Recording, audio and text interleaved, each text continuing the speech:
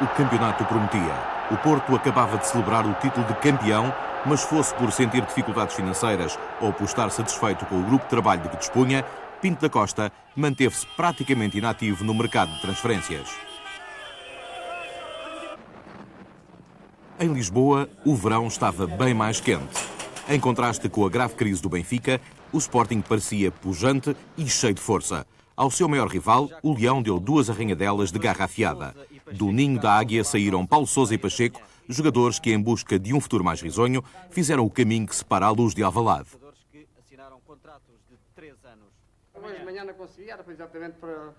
Mas Sinta queria mais. A ocasião era única e, pelo segundo ano consecutivo, João Pinto foi aliciado a mudar-se para o Clube Verde e Branco.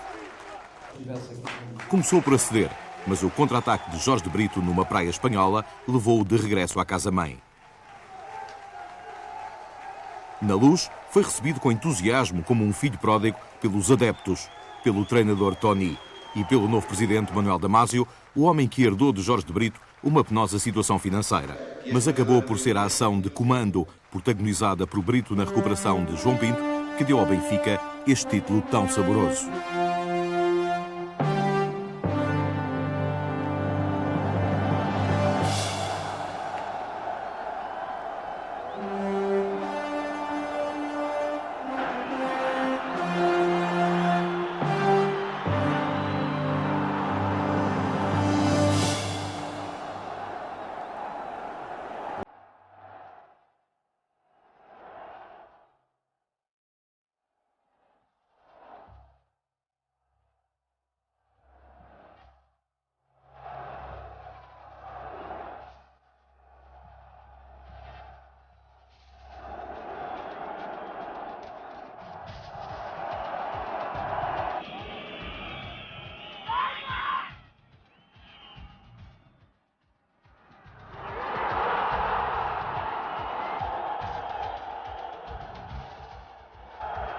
Foram os golos do jovem avançado em alturas primordiais que carregaram o clube ao objetivo tão desejado, a provar que é perigoso ferir o orgulho da águia.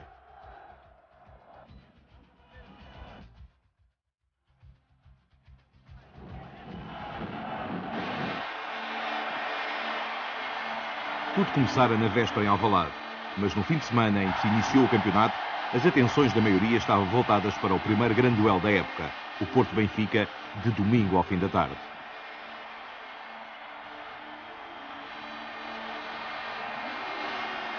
E o campeão nacional entrou derrompante. Logo nos primeiros minutos de jogo, Vinha, a única e excêntrica aquisição pedida por Tomislav Ivic, fez o golo inaugural após cruzamento de Jaime Magalhães.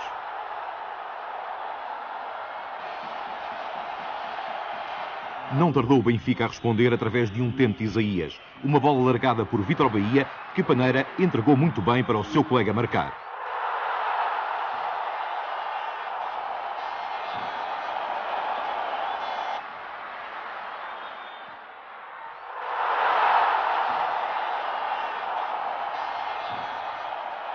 Um minuto depois, novo golo dos encarnados.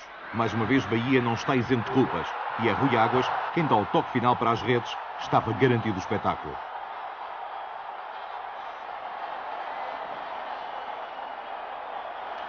Ivic veio para a segunda parte com várias inovações táticas, como a colocação do alto defesa brasileiro Paulo Pereira a ponta de lança. E a centro de Rui Jorge foi mesmo este homem quem devolveu a igualdade ao marcador. Mais uma vez, estava demonstrada a vulnerabilidade da defesa do Benfica em lances por alto. Mas os encarnados não desarmavam. Apenas um minuto depois, foi de novo Isaías quem recolocou o Benfica na frente. Um livre direto explorando a má colocação de Vítor Bahia. Tal como voltou a acontecer ao longo da época, o Benfica soube sempre marcar nas alturas mais importantes. E só de grande penalidade, castigando falta de Mozart sobre Vinha, o Porto chegou à igualdade final. O marcador foi, mais uma vez, Paulo Pereira.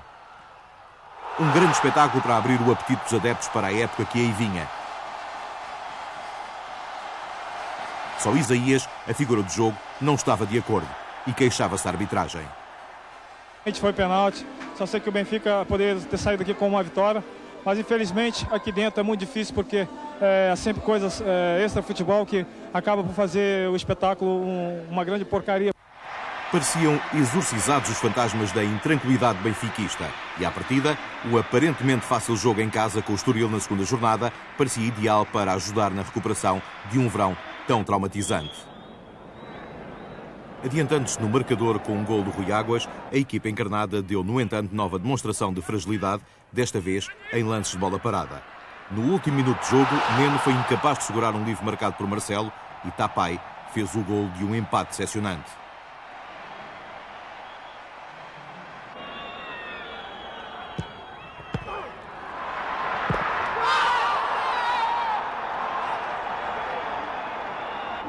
Em Aveiro, na terceira jornada, o Benfica atacou durante muito tempo, mas foi o Beira-Mar quem marcou a 12 minutos do fim. Dino soube explorar muito bem o adiantamento da defesa adversária e a fífia de Abel Xavier para bater Neno.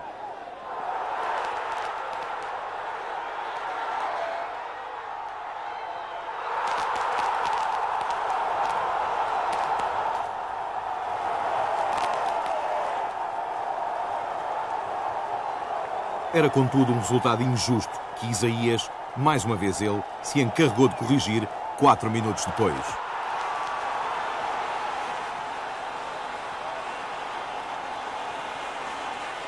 Três empates em 3 jogos. Eis o que pode chamar-se o início titubeante de uma equipa concorrente ao título. Mas o Porto não estava melhor.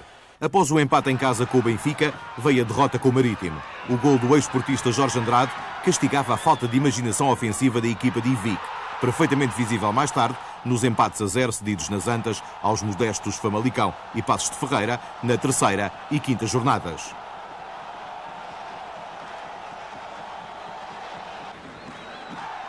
Quem começou a prova em grande estilo foi o Sporting. O entusiasmo proporcionado pela campanha de aquisições foi visível logo no primeiro jogo do campeonato, em que os Leões receberam os Salgueiros. A corresponder a tanto apoio, Cadete, o melhor marcador do ano anterior, fez logo aos 15 minutos o primeiro gol do campeonato. É precioso o trabalho do novo recruta Pacheco após o lançamento de Carlos Jorge.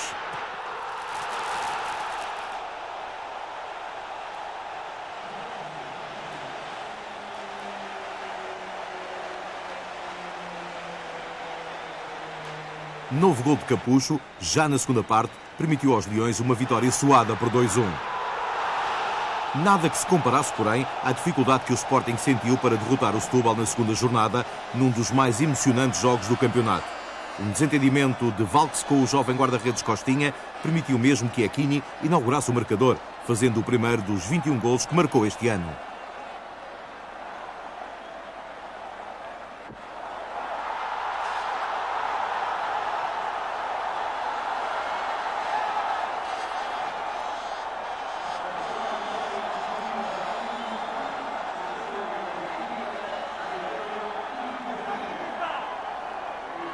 Já na segunda parte, Balakov abriu o livro das muitas maravilhas que tem guardadas no seu repertório e fez este golo espantoso.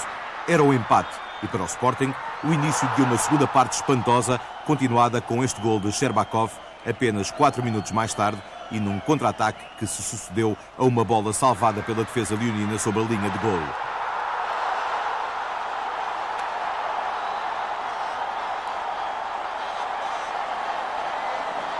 Mas apenas 2 minutos passados e de novo Iachini batia Costinha. Um remate com grande estilo que pôs termo a um período louco onde os golos se foram sucedendo. O jogo estava perto do fim, mas mesmo depois da sua substituição ter sido anunciada aos repórteres, Pacheco ainda teve tempo para fazer o gol da vitória num desvio subtil ao guarda-redes adversário. Mais um grande jogo num campeonato onde se marcaram muitos golos e onde já se previa que o Sporting pudesse lutar pelo título além da barreira do Natal. Com os Leões, estava neste início de prova o surpreendente Boa Vista de Manuel José, uma equipa que muitos queriam ver também envolvida na luta pelo primeiro lugar e que então beneficiava da grande forma do brasileiro Marlon. Mas Manuel José sempre rejeitou essas ambições em favor de um mais modesto lugar europeu.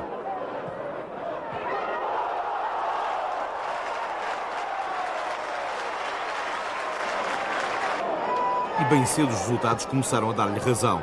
Logo à quarta jornada, os achadrezados saíram derrotados de Passos de Ferreira com este gol de Rodés. Eram os primeiros pontos perdidos pelo Boa Vista, que deixava o Sporting isolado na frente. Com 5 jornadas e através de importantes vitórias na Amadora e em Faro, os Leões apresentavam 10 pontos. Os sucessos em casa com o Farense e Marítimo permitiram que o Benfica se chegasse ao terceiro lugar.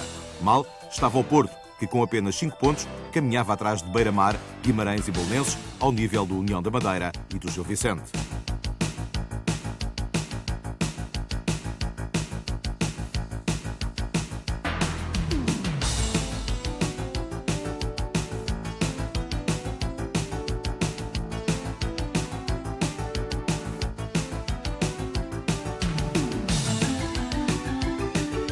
Mas o mês de outubro trouxe a quebra física à equipa do Sporting.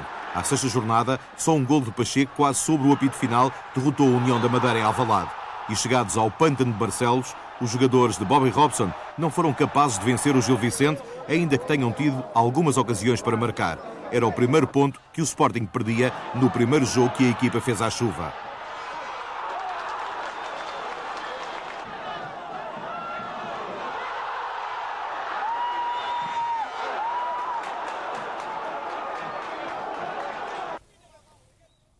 Foi uma oportunidade que o Boa Vista não desperdiçou para se aproximar da liderança. Também numa atmosfera diluviana, a equipa revelação deste campeonato bateu o Belenenses por claros 3-0.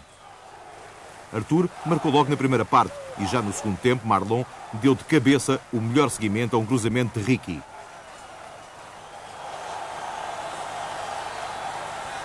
Mesmo no final do jogo, o mau alívio de João Pinto permitiu que Nelo fizesse os 3-0. Mas como o Sporting venceu o Guimarães na semana seguinte e o Boa Vista não passou de um empate na Amadora, tudo se conjugava para que os Leões se deslocassem ao Bessa com 2 pontos de avanço sobre a equipa achadrezada, na altura a ocupar o segundo lugar. Já os jogadores pensavam no intervalo quando Nel abriu o ativo para o 11 da casa. Um livre sobre a esquerda, ao qual o inexperiente Costinha não soube dar a melhor resposta. Na segunda parte, o Sporting veio para a frente e num rápido contra-ataque, Arthur conseguiu isolar-se. O central Carlos Jorge rasteirou o avançado brasileiro e foi expulso. Na marcação da grande penalidade, Marlon foi irrepreensível e levando a vantagem para 2-0. Mas não tardou muito a resposta. 2 minutos depois, num livre direto em que Alfredo não vê o arco descrito pela bola, Paulo Torres reduziu para 1-2.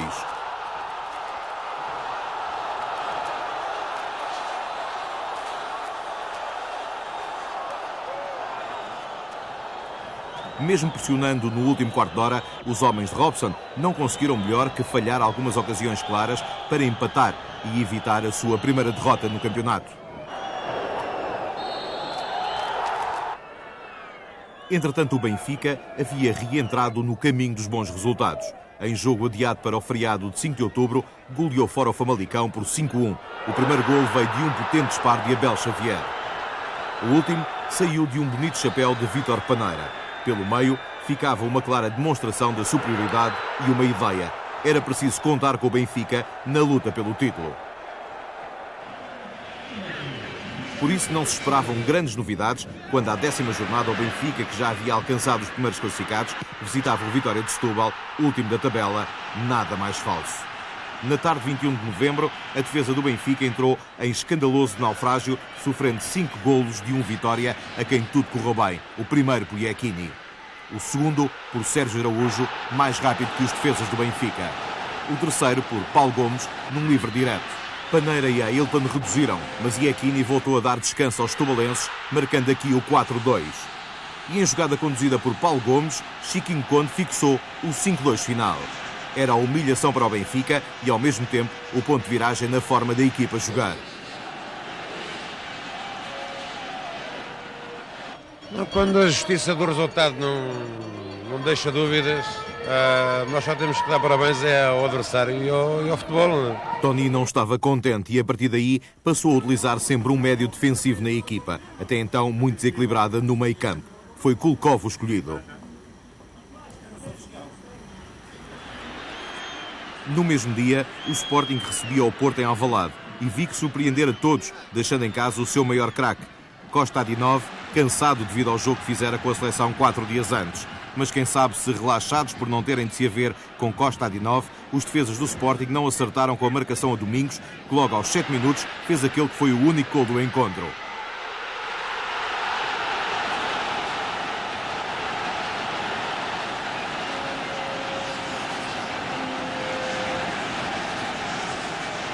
O Sporting passou depois 83 minutos ao ataque, mas só numa ocasião esteve perto de marcar.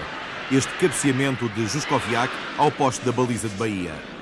No final, Ivica ganhava a aposta arrojada que fizera ao prescindir de Konstantinov e recebia os mais rasgados elogios do seu presidente, Jorge Nuno Pinto da Costa. Uma vitória realista e eu penso que é uma grande vitória do nosso técnico que arriscou e foi sobretudo, para além de taticamente ter estado, como é normal, impecável e os jogadores terem sido inexcedíveis em capacidade e em entrega ao jogo.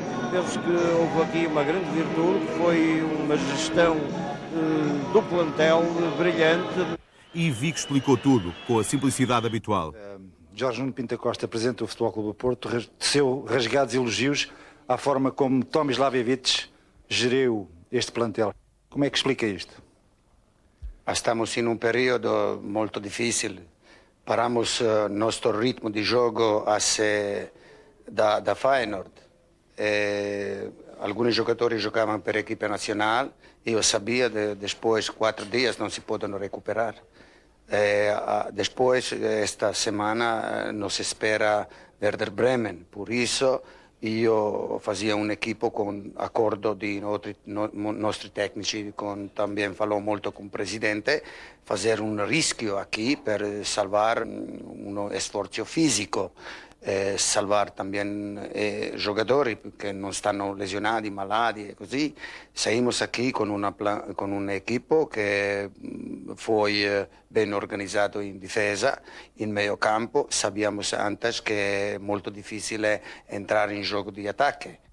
O campeonato estava agora no auge da emoção. Com 10 jornadas de corridas e após ter tido 5 pontos de atraso em relação ao líder, o Porto já alcançara os primeiros. No final de novembro, eram 4 os clubes empatados no topo da tabela. O Boa Vista, que tinha um jogo a menos a efetuar na Madeira contra a União, o Benfica, o Sporting e o Porto.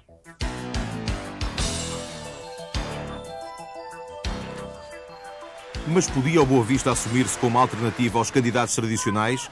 As 2 jornadas que se seguiram provaram que não. Em casa com o Gil Vicente, os boavisteiros perderam por 2-1. Este é o primeiro gol marcado por Rui Neves logo aos 10 minutos. E a 4 minutos do intervalo, Drulovic deu a machadada final nas aspirações dos jogadores da casa.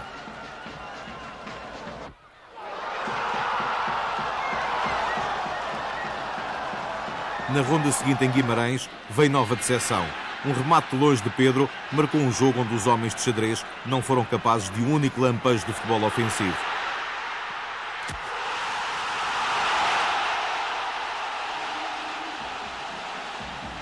Em dezembro, a crise chegava ao Bessa e alargava-se a Alvalade. Eliminado da Taça UEFA pelo Casino de Salzburgo e derrotado nos jogos decisivos que fizera para o Nacional, Bobby Robson foi despedido pelo presidente Sousa Sintra, de nada lhe valente ser um dos primeiros da tabela. Para o seu lugar, chegava o selecionador nacional Carlos Queiroz, que entretanto já havia rescindido o contrato que o ligava à Federação Portuguesa de Futebol. Manuel Fernandes não gostou de se ver ultrapassado na hierarquia por Costa e saiu, o mesmo acontecendo com José Mourinho. Só Roger Spray permaneceu em Alvalade. Cabia-lhe agora ajudar a ultrapassar a quebra física evidenciada pelos jogadores no último mês. Indiferente à crise do vizinho, o Benfica ia somando vitórias. Após a derrota em Setúbal, venceu em casa sem quaisquer dificuldades o Belenenses. Primeiro golo aqui por João Pinto.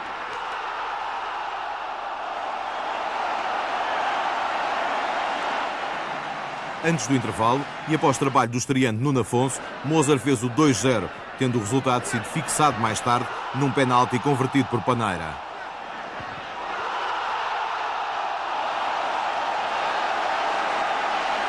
Era assim chegada a semana do derby lisboeta.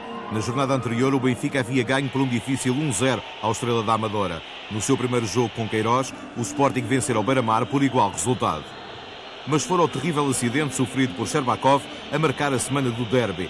Mais uma das noites loucas de Lisboa teve para o jovem ucraniano um efeito terrível, o adeus ao futebol e o futuro numa cadeira de rodas. Os adeptos dos 2 clubes ficaram sensibilizados, não havendo rivalidade que resistisse a tão grande drama. Não espantou por isso que, ao fazer o golo inaugural da partida, Figo gritasse bem alto o nome do seu colega. Uma das imagens mais fortes de todo o campeonato.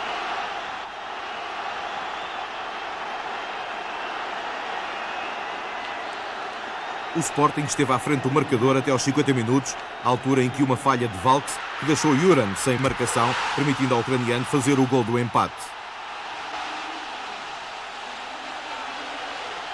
E já se pensava que este ia ser o resultado final do desafio, quando, como quase sempre acontece em jogos deste nível, apareceu Isaías a desbloquear a situação. Um gol num forte remate de meia distância, precisamente um dos pontos mais débeis do guarda-redes do Sporting. Era uma vitória merecida para o Benfica, que atacou sempre mais, mas também um castigo algo imerecido para o azar do Sporting, que neste jogo ficou sem Cadete e Balakov, ambos seriamente lesionados. Mais a norte, o Porto continuava a ter enormes dificuldades para ganhar em casa. O Guimarães era o 6º clube a visitar as Antas, de onde só Setúbal e Amadora haviam saído derrotados. E contra os vimaranenses, a sorte de Vigo não foi maior. O Porto marcou primeiro, já no segundo tempo, por José Carlos.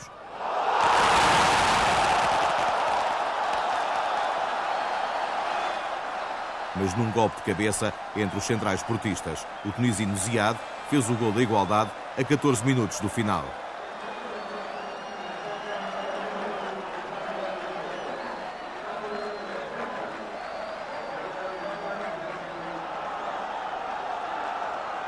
Aproximava-se o derby entre Boa Vista e Porto, duas equipas em crise de resultados. Os boavisteiros já haviam deixado o 4º lugar ao Guimarães e lutavam agora por uma meta que o seu treinador considerava mais realista, uma presença na Taça UEFA. Num jogo com muita chuva e marcado pelas expulsões de José Carlos, Rui Jorge, Paulinho Santos e Tavares, foi o Porto quem marcou primeiro, neste lance de Kostadinov. Mas o Boa Vista quis provar por que razão não perdia com o Porto há 5 jogos, e este fabuloso tiro do boliviano Sánchez estabeleceu o empate final, o 6º nulo decidido pelo Porto e Vic em 14 jornadas. Quando este gol de Stevanovic, a 5 minutos do final do jogo com o Farense, ditou a nova derrota do Porto, o destino de Vic ficou traçado.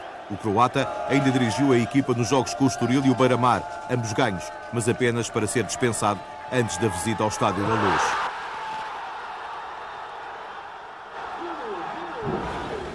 Uma demissão que não foi pacífica e motivou a saída de Luciano Donofrio da equipa dirigente do futebol nas Antas. Ao mesmo tempo, o Benfica vinha ultrapassando 1-1 obstáculos bastante difíceis. Foi o caso em Guimarães, onde o Vitória foi impotente para travar uma equipa que sempre se transcendia face aos grandes desafios. Paneira marcara primeiro e mesmo no final da primeira parte, Ailton, num golpe de cabeça pleno de inteligência, quase arrumou a questão. De nada valeu ao Vitória o gol marcado num penalti, mesmo sobre os 90 minutos.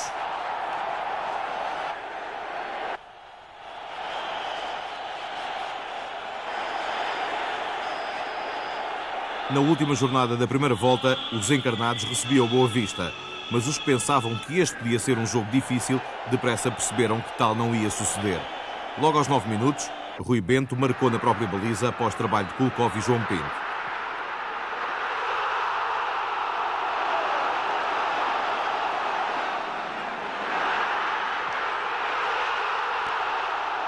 Ailton fez o segundo e João Pinto o terceiro golo, respondendo a um tento de Tavares. Resultado final, 3-1, e no fim da primeira volta, o Benfica na frente da classificação. Desde a tragédia em Setúbal, a equipa cedera apenas 1 ponto em 7 jogos, em casa ao Gil Vicente. No mesmo período, o Sporting empatar em Famalicão e em casa com o Marítimo, saindo derrotado da Luz. Com tantas escorregadelas, o Porto estava a apenas 1 ponto do Sporting e a 4 do Benfica. Na luta pela Europa, as surpresas eram o Estrela e o Gil Vicente.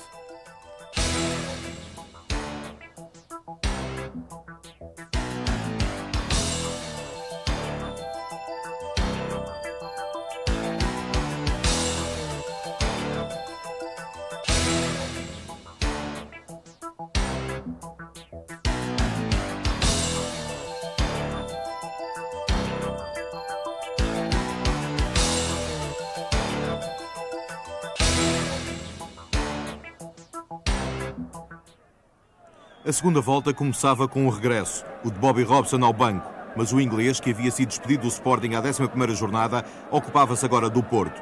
E após uma vitória no Vidal Pinheiro contra os Salgueiros, em partida para a Taça, já se via no horizonte o jogo com o Benfica. Um desafio decisivo, onde só a vitória interessava, ou ainda campeão nacional, de forma a poder continuar a luta pelo título. Mas embora o Porto tenha entrado bem no jogo, foi perdendo o domínio pouco a pouco, até que o Benfica marcou. Foi Ailton, o autor do golo, respondendo bem a um centro de Schwartz.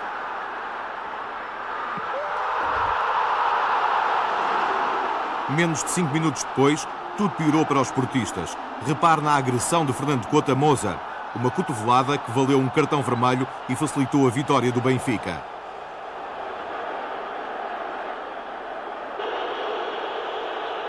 Robson não fez entrar nenhum defesa para o lugar de Couto e com apenas 9 minutos da segunda parte, Rui Costa aproveitou da melhor forma um passe atrasado de Paneira, chutando para o golo. Com um homem a menos, o Porto não conseguia contrariar o Benfica, mesmo que Tony o não admita, felicitando a mentalidade ofensiva dos adversários.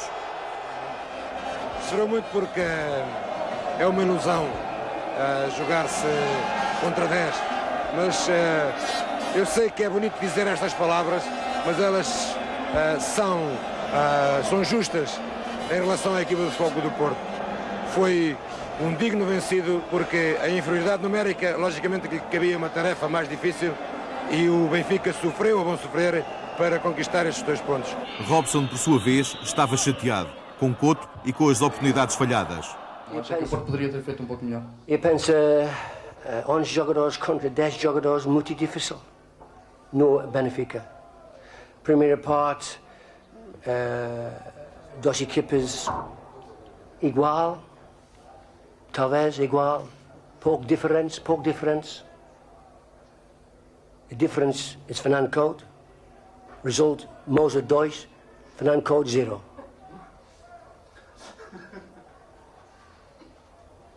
It's difficult. The discipline of Fernando Couto is muito importante. Com 10 jogadores, sempre difícil. Segunda parte, grande jogo, 2 equipas, attack, defense. No difference, 10 jogadores, 11 jogadores. Segunda parte, 6 oportunidades. 6 oportunidades. Segunda parte, intervalo. Your decision. Mais defensive, Jorge Costa, ou igual. Minha decision, 3 contra 3, João Pinto, Alúcio, Rui Jorge, contra 3, João Pinto, Yuran Ailton, Muti Karaj, equipa Muti Karaj, fala equipa intervalo, Muti Karaj, 3 contra 3, 0, ok, attack, goal, No Jorge Costa bank. So we tried to get something from the game. You understand? But segundo gol, Caputo. E ainda que Robson e Tony o negassem, a partir deste dia a corrida passou a ser a 2. O título ia ficar em Lisboa.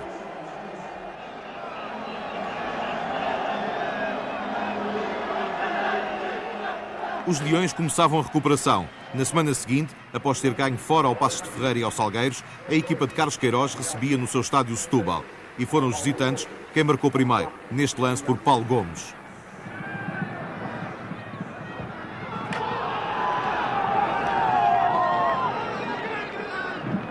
Cadete conseguiu o empate e o Sporting até falhou uma grande penalidade.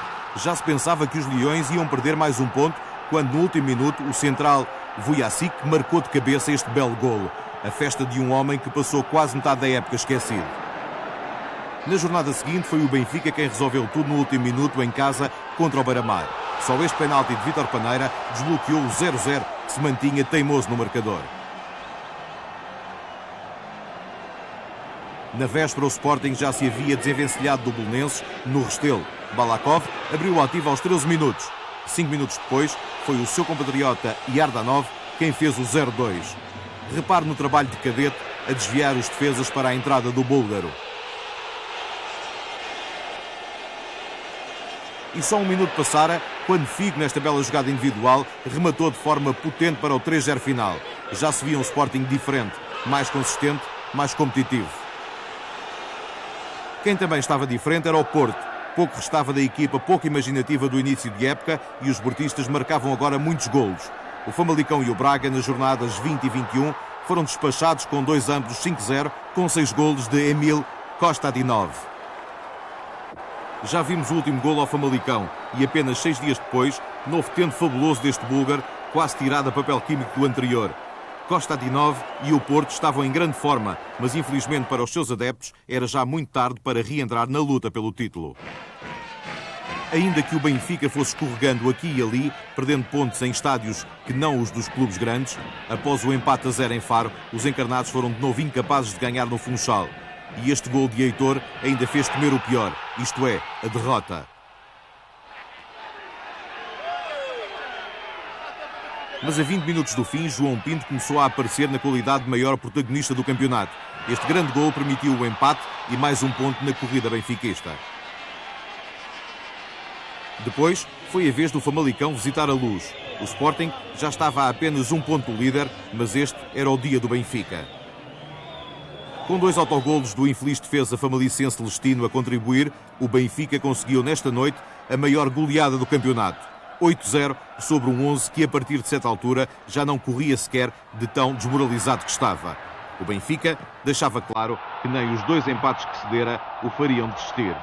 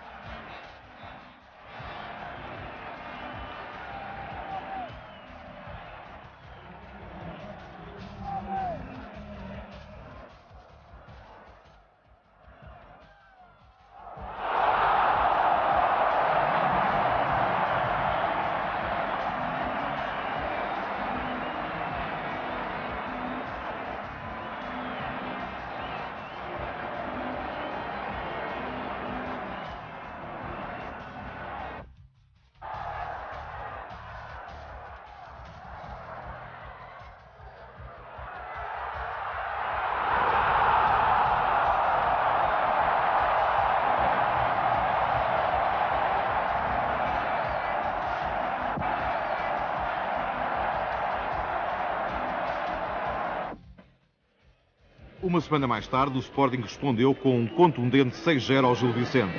Mas o escândalo do dia veio no final da jornada. Como palco, mais uma vez o Bonfim. Setúbal assistiu a alguns dos melhores jogos da época e a visita do Porto não foi exceção. Drulovic e Kostadinov, por 2 vezes, colocaram o Porto a ganhar por 3-0. Mas ainda antes do descanso, Chiquinho Conde reduziu para 1-3.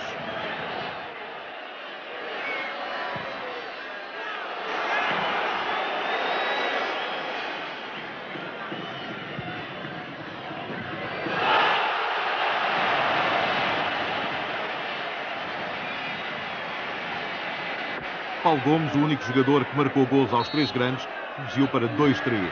E perante a inoperância de Robson, Chiquinho Conde empatou. Se mais confirmações ainda fossem necessárias, era o abandono definitivo da corrida ao título pelo Futebol Clube do Porto, que no fim de março estava a 5 pontos do líder Benfica e com desvantagem no confronto direto.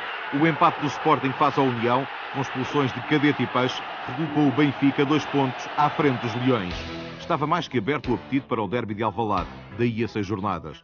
Na luta pela Europa, Boa Vista, Guimarães e Marítimo eram os melhor colocados e no fundo da lista o Estoril já estava a 4 pontos do penúltimo, a caminho da 2ª divisão. Repara ainda que ao melhor ataque do Benfica, com 56 golos marcados, respondia ao Sporting, com a melhor defesa batida apenas 14 vezes.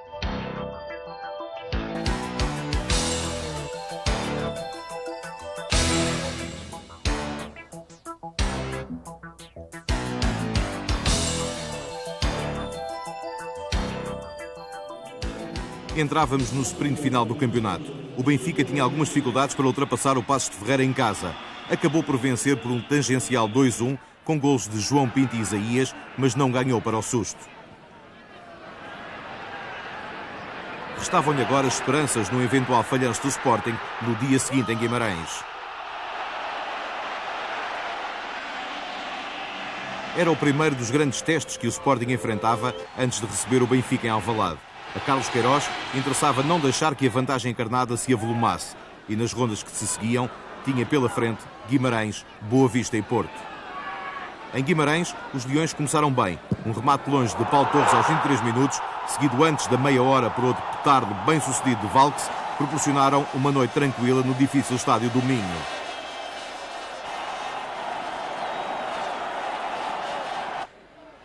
Na segunda parte, o jogo ainda deu para que Figo, em lance pleno de força, desse um golo a marcar a Balakov e mostrasse por que razão estava um jogador diferente, mais resistente e incisivo. No final, um claro 4-1 favoreceu o Sporting e fez acreditar que os seus jogadores tinham um encontro marcado com a história. Na jornada seguinte, Sá Pinto, um reforço já assegurado pelo Sporting da próxima época, começou a pagar a transferência. Com este golo solitário, o avançado salgueirista venceu o Benfica, no dia em que Paulo Sousa assinava um contrato milionário com a Juventus. O Benfica voltava a sofrer um golo em lance de bola corrida, o que já não acontecia desde Setúbal, quase 5 meses antes. E o Sporting devia abrirem-se as portas da liderança. Bastava uma vitória em casa contra o Boa Vista no dia seguinte para que os Leões igualassem o Benfica no primeiro lugar. Alvalade engalanou-se para receber a ocasião. Vivia-se um ambiente de euforia generalizada. 12 anos depois do último título, os adeptos leoninos voltavam a ter esperança. E as exibições da equipa davam-lhes razão. Numa primeira parte em que foi capaz de desenvolver do melhor futebol da época, o Sporting atropelou a equipa que lhe havia infligido a primeira derrota da prova. Figo, com este remate de fora da área, fez 1-0. Apenas 2 minutos passaram até novo golo, uma obra-prima assinada por Juskoviak, com colaboração de Balakov e Figo. Não ficou por aí o Sporting. O pressing constante dava os seus frutos e aqui, importunados por 3 leões, os defesas do Boa Vista perderam mesmo a bola para este belo chapéu de Balakov. Há muito que Alvalade não se excitava tanto. Corria o mês de abril e o Sporting dividia o primeiro lugar da classificação com o Benfica. Mas infelizmente para os leões vinha aí a deslocação às Antas, onde os esperava um treinador, Bobby Robson, ansioso por vencer o clube que o havia despedido sem razão aparente. Era um dia especial para este técnico inglês. Quase tão especial como para os 11 escolhidos por Carlos Queiroz para o primeiro dos jogos que iam começar a definir quem tinha estatura de campeão. E os jogadores do Sporting provaram que estavam ainda muito verdes para responder a tamanha responsabilidade. Incapazes de suster a pressão do jogo, Juskoviak, Vujacic e Peixe acabaram expulsos por Carlos Valente.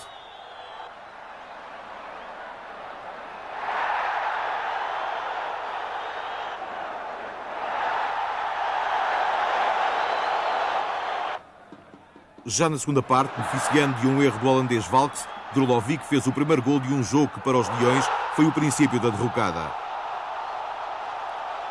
A 3 minutos do fim, Vinha fez o 2-0. O Sporting, reduzido a 8 jogadores, já mal conseguia cobrir a sua área, quanto mais ameaçar a do Porto. Queiroz tinha razões para se preocupar, não só perder ao jogo, como ficar sem 2 jogadores importantes da manobra da equipa, Peixe e Juskoviak, para a partida com o Benfica daí a 11 dias. É que Peixe e Juskoviak ainda estariam castigados pela Federação.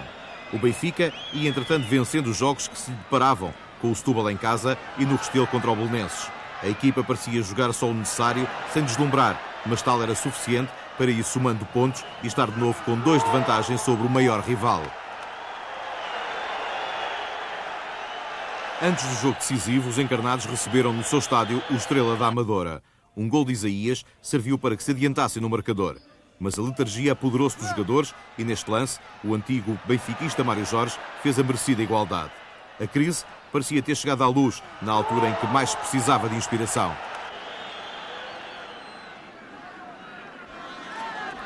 Um Sporting já cheio de dúvidas, mas impulsionado pelo mau resultado que o Benfica obtivera na véspera, venceu então o Beira-Mar em Aveiro. Paulo Sousa, que protagonizara um grave incidente de indisciplina ao intervalo do jogo com o Porto, esteve entre os marcadores dos golos leoninos, fazendo precisamente o último de todos. Vinha aí o jogo do ano. E o Sporting estava novamente a um só ponto do Benfica. A decisão do título tinha hora e local marcados para o sábado seguinte em Alvalade, pelo que poucos conseguiram preocupar-se com o Porto, apenas 2 pontos atrás dos Leões, ou com a luta pela Europa, travada por Boa Vista, Marítimo, Guimarães e, surpresa, pelo inesperado Farense. Adiada estava também a corrida pela fuga à segunda divisão, onde o Estoril fazia figura de único condenado. Para já, só o Sporting Benfica interessava.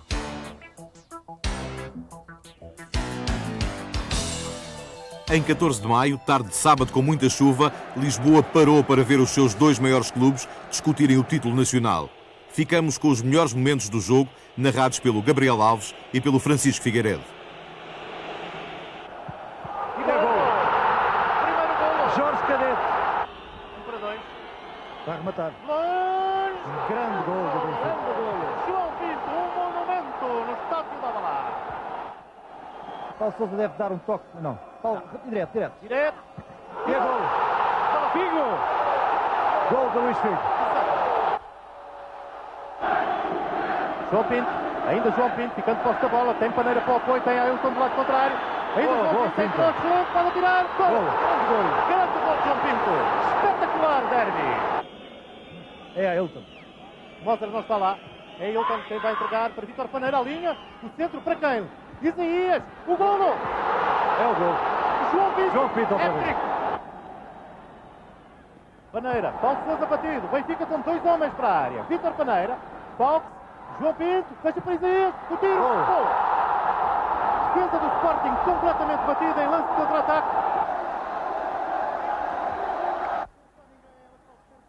João Pinto na condução. Ainda com a bola. Entrou já na área. Vai meter para o eixo. Agora para Isaías. Pode marcar. É o gol. Pinto. 5-2 para o Benfica. Helder vai meter para Paneira. Para Helder. Foi gol. Incrível. À vontade, Helder em superioridade numérica a fazer o 6-2. Gol é incrível. Pacheco a meter. Entre Pel e Moser. Paulo Sousa no passe. Cadete na recepção. Entrada de Schwartz nas costas, ceifando o seu adversário. E Palató vai partir para rematar. Pensou que o seu pé esquerdo, o melhor pé para a meia. E o gol. 6-3. Sporting a reduzir a diferença. O gênio de João Pinto desequilibrou um jogo que correspondeu às expectativas no que diz respeito à qualidade global do espetáculo. Com a exibição portentosa do seu jogador mais simbólico, o Benfica impôs em casa do seu maior concorrente e não deixou dúvidas quanto à justeza da atribuição do título. A conquista definitiva ficava marcada para as semanas seguintes e, devido à nova derrota do Sporting no Funchal, concretizou-se em Braga, cidade para a qual foi transferido o jogo com o Gil Vicente. Milhares de benfiquistas do Norte puderam assim juntar a sua voz às celebrações feitas em Lisboa.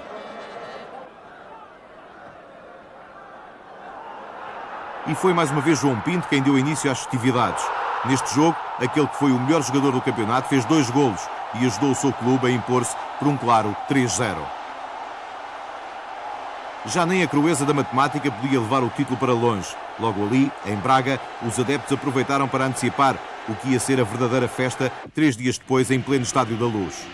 120 mil benfiquistas eufóricos lotaram completamente o maior estádio do país. A alegria transmitia-se das bancadas para o relvado, mas os jogadores estavam dominados por uma estranha letargia e não fizeram um só golo ao Vitória Minhoto. Na cabina, o dia nem parecia ser de festa, tão comedidas foram as celebrações. Na cabeça de muitos, estava já a despedida forçada de um clube que ia entrar numa revolução de plantel e de equipa técnica.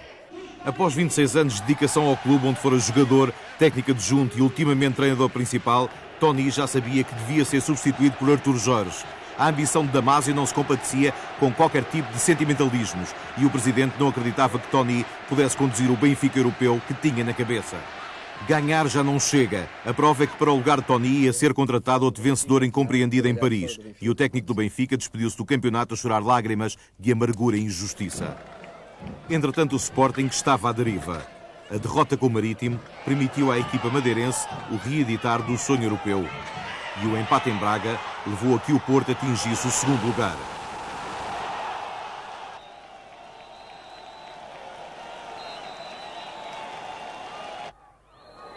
Este gol de Domingos, em belo pontapé de bicicleta, teve uma importância enorme. Catapultou o Porto para a segunda posição e relançou a luta pelos 2 lugares europeus. Com uma vitória arrancada a ferros no Bessa, o Farense tinha a 3 jornadas do fim os mesmos pontos do Boa Vista e apenas menos um que o Marítimo. Quem começava a ceder era o Vitória de Guimarães, já atrás deste trio após perder no Estoril e definitivamente afastado da UEFA com a derrota em casa com o aflito Beira-Mar.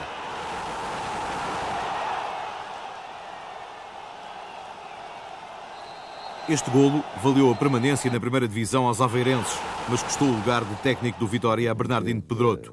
Pimenta Machado disse imediatamente que não lhe perdoava o falhanço dos objetivos anunciados. Com a derrota em Setúbal, também o Farense abdicou da internacionalização. Estava provada a capacidade do catalão Paco Fortes para mais ambições, mas o clube não se encontrava sequer em situação de poder apostar forte numa campanha europeia. Com o Estoril há muito condenado à segunda divisão, restava saber quem o acompanhava e, perdendo em Alvalade a 3 jornadas do fim, o Famalicão teve esse destino concretizado. O último condenado só foi conhecido no derradeiro dia de prova e Alvalade voltou a funcionar como cadafalso. À partida para os últimos 90 minutos, o Paços de Ferreira tinha que derrotar o Sporting em Lisboa e esperar que entre Braga e Beira-Mar uma destas equipas perdesse. O Sporting marcou primeiro por Carlos Jorge, mas quando já na segunda parte Paulo Sérgio fez o empate e o Braga perdia no Funchal, reacendia-se a esperança do treinador Padrão. A manutenção estava a apenas um gol de distância, mas foi de novo Carlos Jorge quem marcou para o Sporting. Parecia arrumada a questão e houve ainda tempo para que o júnior João Paulo fizesse na sua estreia o melhor gol da tarde. 3-1 foi o resultado final e o Paços teve mesmo que acompanhar o Estoril e o Famalicão até à segunda divisão. Na última jornada, com tudo decidido, o Benfica perdeu com o Boa Vista e nem a vitória em Guimarães deu o quarto lugar ao Marítimo. É notável a forma como a defesa do Porto tem os mesmos 15 golos sofridos que já apresentava há 10 jornadas do fim e isso valeu-lhe o segundo lugar. Em igual período, o Sporting sofreu mais de metade dos tentos deste campeonato, 15. Setúbal foi a grande surpresa do final da época, arrancando um extraordinário sexto lugar à frente do Farense e do Guimarães. A permanência na primeira divisão foi falhada pelo Estoril, Famalicão e Paços de Ferreira. Para o ano, substituídos por Tirsense, União de Leiria e Chaves.